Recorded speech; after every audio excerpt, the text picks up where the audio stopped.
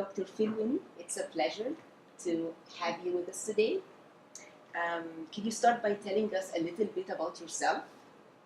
Well, I'll start with the present. I've been here at Simon Fraser for over 42 years. It's my first and only academic appointment. Prior to that, which was a long, long time ago, I was a PhD student at Stanford University, and before that I did a master's and bachelor's degree at Bucknell University, and before that an Associate of Arts degree at Dutchess Community College in New York State. I had a very checkered undergraduate career. It took me 3 institutions to get my bachelor's degree, and I don't know whether that has anything to do with my interests in self-regulation or the lack thereof. My research career has been in one sense very straightforward, and in another sense a bit jagged.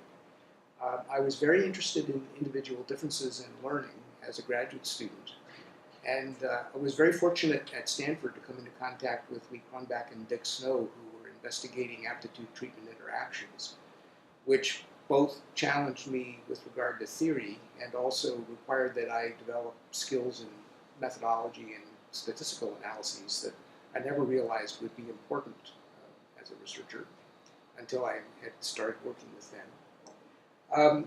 And the straight line part is that I've always been interested in how people make decisions, which is a fundamental fulcrum for self-regulated learning. And the jagged part is that I keep asking odd questions that no one seems to know answers to.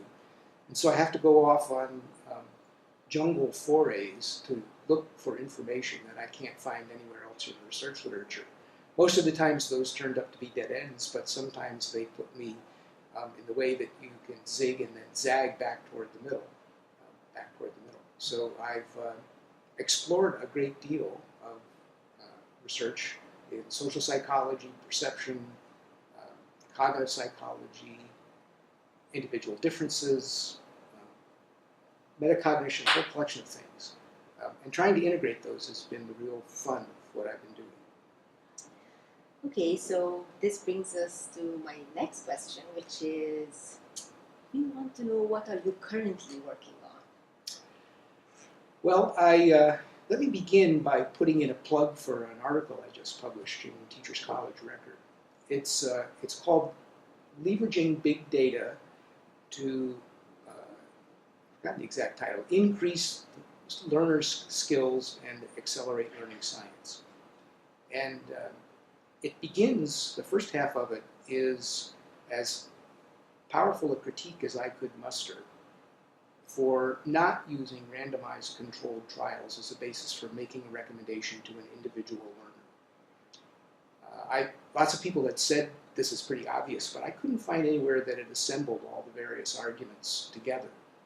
So I spend the first half of this article trying to make the case that randomized controlled trials are an important part of science in learning, but they're not a very dependable groundwork for suggesting to one individual person how that person should try to learn any better.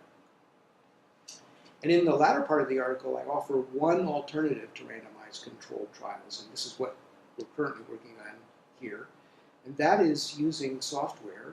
Our software is called NStudy, and you can see a picture of it in the background here. NStudy is designed to gather very fine-grained, time-stamped data about 2 critical components of learning: what information learners select to operate on, and which operations they carry out when they select that information. And so my complaint is, there's still another complaint. I mentioned this zigzag approach to my research career. The complaint is that almost every study I know about focuses on one or the other of those 2 things. What kinds of cognitive processing or metacognitive monitoring or learning strategies, the operations side, is a learner carrying out, and pretty much ignoring the information they're working on. And on the other side, there are collections of studies, for instance, in the realm of advanced organizers, or sometimes the distinction in the old literature about instructional objectives about incidental versus intentional learning, where the actual information mattered. And what I'm trying to figure out right now is how we can put together those 2 pieces to get a fuller picture about the cognitive and metacognitive activities in which learners are engaged. So this is, again, one of the zags away from the middle of my trajectory. I couldn't find any characterizations of information other than ones that depended pretty much on the very information being learned, like principles in physics, for instance, or was more what I think is a rather superficial description of some big characteristic of information, like it's a schema. So I've been searching for a way to capture information about information, and my current candidate is graph theory. Graph theory, some people might know as comes up in social network analysis, or some people might have studied a sociogram, the question about who talks to who. And I'm replacing the people, the nodes in these graphs, or the vertices as they call them in the mathematics of graph theory, with actual slices of information, the very text you highlight, or the text that you write in a note. And the question then is, do these different bits of information, like a term that you highlight or a phrase that you write in your notes, can these be represented in a general way? So graph theory says, yeah, I don't care what's in one of these nodes, just that there is one of these things, and it gets related to some other node. So for instance, if you highlight a sentence with two terms from the glossary of your textbook, inside that sentence, the author has made some connection between those two terms. You've highlighted that sentence that makes the connection between the two terms, and in the graph, one term would be one node, the other term would be another node, and the line linking them would be the connection. I don't know what the terms are, the graph doesn't know what the terms are, but it knows that they're related, and I know that you've highlighted it, which means that you monitored the information for some qualities and thought this particular bit of highlighting met those standards that you metacognitively monitored, and you carried out an operation, you exercised metacognitive control to make a permanent record of that decision. That kind of amalgam of a theory, of a mathematical structure that I haven't seen used much at all in learning sciences, along with some characterization of the operations. People call it different things. I call it assembling. Rich Mayer might call it organization or integration, depending on what the information was. I'm interested to explore whether we can use this kind of information to characterize what information learners attend to and whether they attend to that matters. We've got a little bit of preliminary data about this in studies that you've done for your dissertation, Zahia, and also studies that we reviewed in a meta-analysis about highlighting. On average, it looks like the effect size for these is about 0.45, which says that there's something going on. Interestingly, it doesn't matter whether the learner highlights her or himself or whether the learner reads something that's been highlighted by a person who knows the subject matter. But as I said before, I don't feel comfortable using these randomized controlled trials or an amalgam of them in a meta-analysis to say, you should highlight. Partly because I don't know what to tell you to highlight.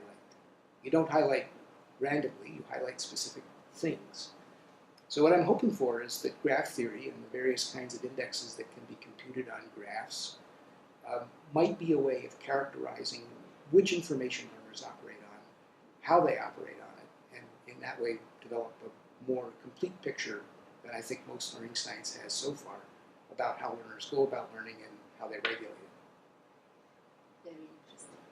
And looking forward to knowing more about it.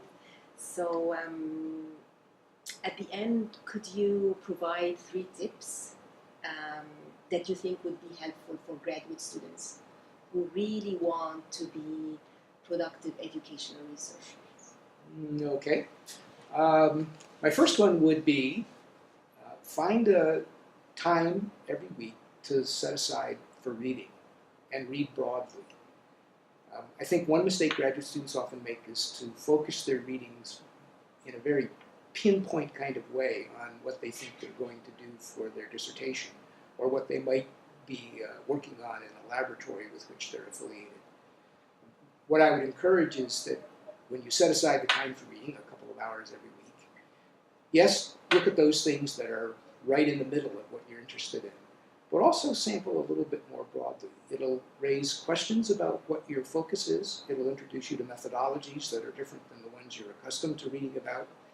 And by trying to knit all of that into a nice, warm, cozy sweater of intellectual activity, I think you'll broaden and similarly build up a better understanding of what you're particularly interested in. The second recommendation I'd have is get involved in the scholarly work of your community.